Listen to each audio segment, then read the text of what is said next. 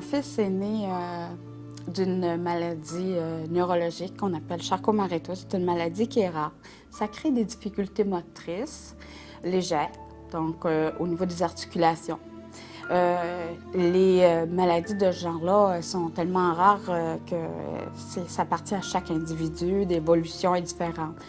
Donc, Frédéric a toujours eu un plan d'intervention, une orthopédagogue de désigner en aide pédagogique depuis sa première année. Donc, ça allait bien jusqu'à sa 4e année. Dans les écoles, l'école où est-ce qu'il allait, donc au niveau des 2 cycles, des 2 années, c'était le même professeur, le même enseignant. Ça a bien été. C'était un travail d'équipe avec Marie-Enfant, le professeur, la direction, puis l'orthopédagogue et moi.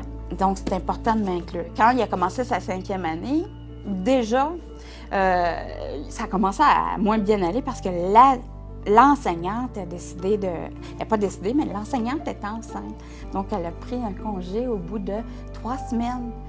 Donc, là, avec un enfant handicapé, dans la classe, il fallait trouver une enseignante de façon permanente avec une certaine expérience. C'est pas ça qui s'est passé.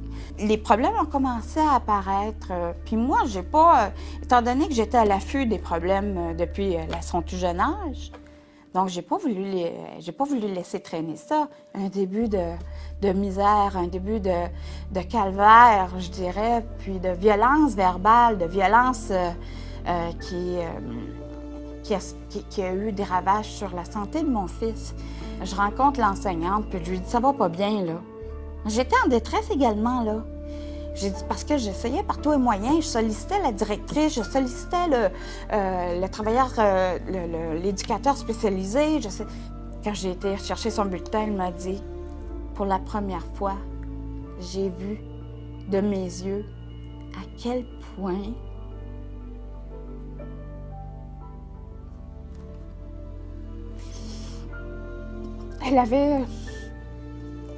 elle trouvait ça...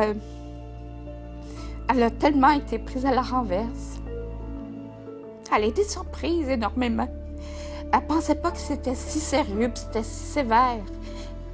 De voir que c'était 4 enfants qui s'acharnaient continuellement sur un enfant qui n'était pas capable de se défendre, là. Elle pleurait.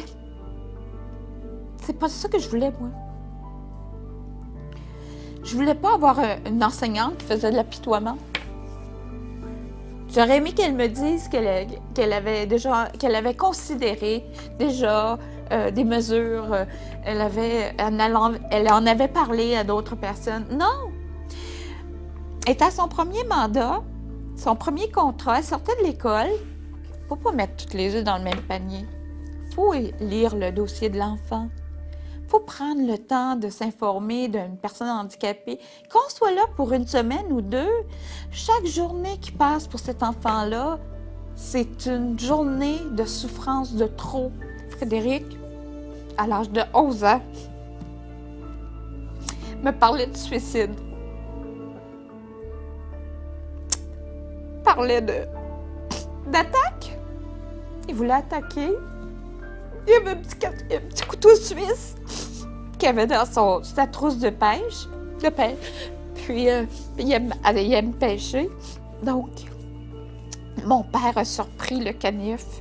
Mais c'est un couteau suisse. Près de lui avant qu'il parte pour l'école. Puis, lui a demandé, je lui ai dit, l'intention de faire quoi avec ça? Et je veux qu'il me dérange. Je veux plus qu'il me dérange. Nous avons sonné la cloche. Maintenant, aidez-nous à mettre un terme à l'intimidation dans nos écoles.